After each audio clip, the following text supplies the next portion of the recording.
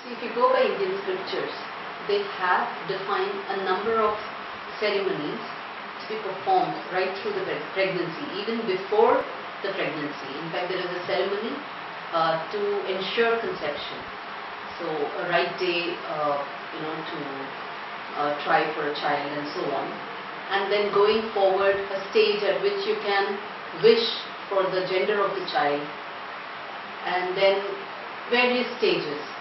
Now, fundamentally, if you look at all these ceremonies, they have been so designed that they are in line with the medical thought, the Indian medical thought of Ayurveda. So, as per Indian Ayurveda, what is the stage in a woman's cycle when a conception should happen? What is the stage when a gender is determined, and therefore when should you do a particular, when should you desire for that, and when should you therefore do certain rituals, and the stage at which the heart forms, and different development of the fetus as it goes by in its entire cycle till it comes out as a baby. These ceremonies, if you see, they go hand in hand with that. It's not that generally they just say in the 5th month of the pregnancy do this, or in the 2nd month do that, or in the 7th month do such and such a thing. The reasoning why they have decided those milestones is in line with what Ayurveda describes as the development of the fetus. That is one side. Okay. Now,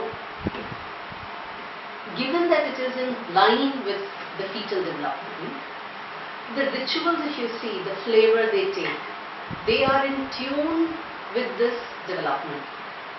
So when you have a child, a fetus which is in a stage where it can hear, the hearing senses are developing and so on, then they have ceremonies where you play lots of music. They encourage, in fact one of the ceremonies they insist that you play the veena, the stringed instruments, and wind instrument, and you give the lady a lot of bangles in her hands, and especially glass bangles, because glass, they chime when they hit against each other. So the clinking sound of a glass bangle, and the mother, so throughout, from typically I think this is from the 6th month or so on, 5th or 6th month onwards, and when the mother starts wearing this right through her pregnancy, when this child is exposed, every movement of her hand, the child gets to hear this melodious sound, and so the fetus develops.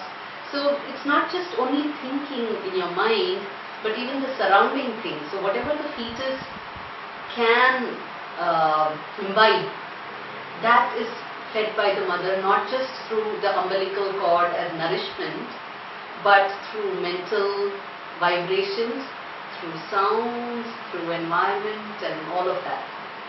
So that is what is the significance of these rituals. Why they do certain things at those stages. In fact, in one of the rituals, they take the tender shoots of certain trees, and this is fairly advanced stage of pregnancy. And then they crush it, and then they just put in a few drops in the nose of the mother, and a fairly advanced stage. That has got some medicinal effect for the pregnancy, for easy delivery and things like that. So these things have to really be understood. They're all very scientific, and they're beyond scientific also. There is a inner goodness in it. It's not just only science. It doesn't stop short at science, but goes into a realm of goodness, wanting something good for the fetus, and therefore designing things that go with that. Wow. And one of them, in fact, one of the ceremonies I think falls soon after the first trimester, and that is when the people go and they present the lady. It's like a baby shower, but not far at the end, but rather in the beginning itself, where you go and then you present the lady with all kinds of food to eat, and because she's just come out of the first trimester, she would have had a kind of rough weather, she would have faced a lot of rough weather during those months. Now she's happy and she wants to eat different things. So you go to her with all that, with flowers. Goodies, only food goodies to feed her. So that's how you have to understand these rituals, why they were done, when they were done, and why they were done the way they were done. So I guess what are the major rituals or like the milestones, like the ceremonial milestones during pregnancy? Like could you name a few? Yeah, what's the first one for conception? Garbhodana. Garbhodana. Yeah. So it's garbo. Look at the word garbhodana. That is, it's a dana. So the male is donating the life itself as dana to be mother. So that's conception. That's how they've defined that stage. Dan is to give, to donate. So it's called Garbhodana. So Garbhodana is one. Then you have Pumsavan. Pumsavan, which is that's a stage where it is to decide the gender of the child. And these days, I mean, it's done fairly advanced, but those days, it was done at a particular time. It was done between month 2 and month 3. At the time, month 2, month 3. So when the gender decision is taken in the womb, so you desire a particular gender. If the parents have a particular choice of be it a female child or a male child, so suitably they pray and there's rituals desiring a gender.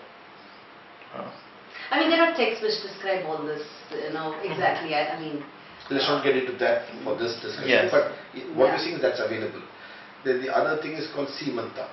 Simanta, where you part the hair of the woman, you plait it and give her the bangles and all those things you do. And in South there's another ritual, festival, ceremony, how we call it, which is called Poochutal, where the mother, would-be mothers, give a lot of flowers, she's bathed in fragrant. Actually, that's called Jatakarma. Jatakarma. Yeah. That is when actually you part the hair and all those things, you do that. So place these are it different in, festivals are there. put a lot of flowers and. More importantly, the way we have a different Upanishad for different subjects of the land. It's interesting to note that there's a particular Upanishad called Garbhopanishad. For this Upanishad is where you sit and learn high knowledge. Okay? A master teaches a student. Here there is an Upanishad that deals with Garbha.